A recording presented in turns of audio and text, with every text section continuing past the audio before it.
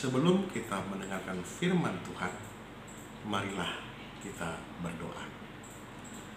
Puji dan syukur kami panjatkan kehadirat-Mu Bapa atas segala berkat dan karunia yang kami peroleh. Kami akan mendengarkan firman-Mu melalui renungan pada saat ini. Kiranya Engkau tuntun kami melalui karunia Roh Kudus-Mu. Di dalam nama Tuhan Yesus Kristus kami berdoa dan mengucap syukur. Amin. Saudara-saudara yang terkasih, dalam nama Tuhan Yesus Kristus, kita akan mendengarkan renungan firman Tuhan yang tertulis dalam kitab 2 Korintus 1 ayat 20. Beginilah bunyi firman Tuhan. Sebab Kristus adalah ya bagi semua janji Allah.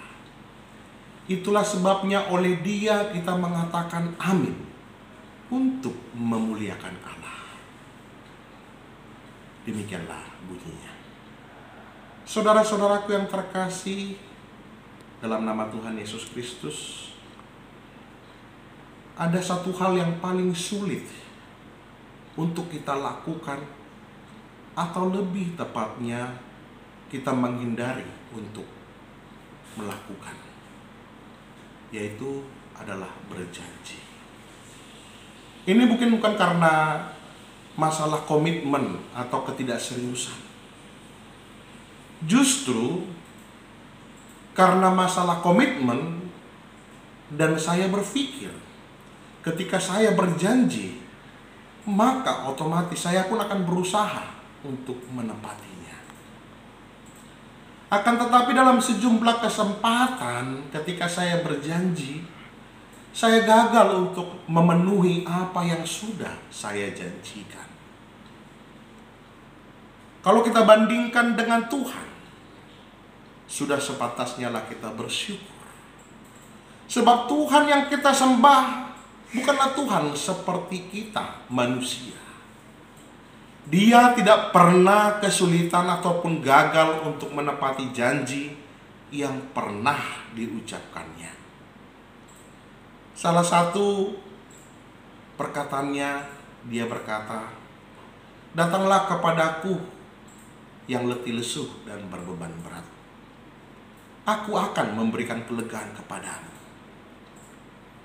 Melalui perkataan itu, memberikan pemahaman kepada kita bahwa ketika kita datang dalam keadaan yang tidak berdaya ataupun membutuhkan semangat dari Tuhan, kita pasti akan memperoleh kelegaan darinya. Akankah masih ada orang Kristen yang menganggap bahwa janji-janji Tuhan itu bohong alias palsu? Kalaupun ada, mereka yang sudah sekian tahun lamanya mengikut Tuhan, tetapi hidupnya tidak mengalami perubahan yang berarti.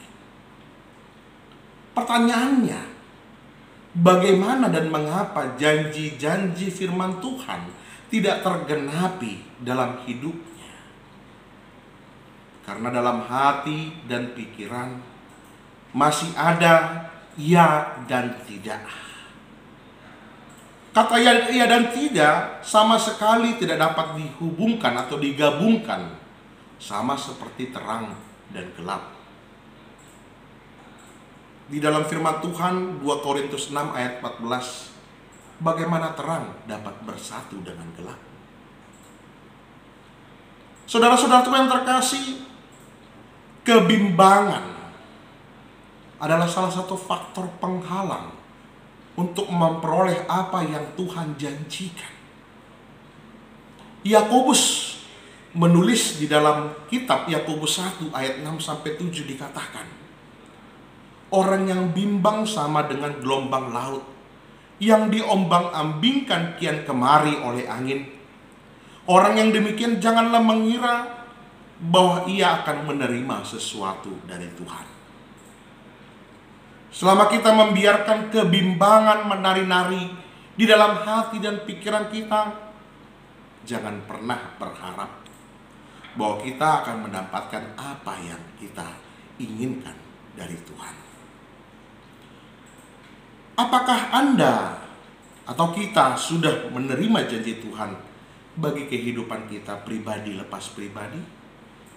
Jika ya, apakah masih ada keraguan tentang semua yang telah dijanjikannya kepada kita semua? Apakah kita yakin semua itu akan terjadi dalam kehidupan kita? Jangan sekalipun kita bimbang. Karena apa yang sudah ada dinyatakannya dalam Kristus Yesus. Dan itu pasti digenapinya di dalam kehidupan kita semua. Amin. Mari kita berdoa. Terima kasih Tuhan atas firman-Mu. Dan pada saat ini Tuhan, firman-Mu inilah yang menguatkan kehidupan kami di dalam setiap pergumulan kami pribadi lepas pribadi. Kuatkanlah kami Tuhan dan tuntunlah kami di dalam kuasa Roh Kudus-Mu.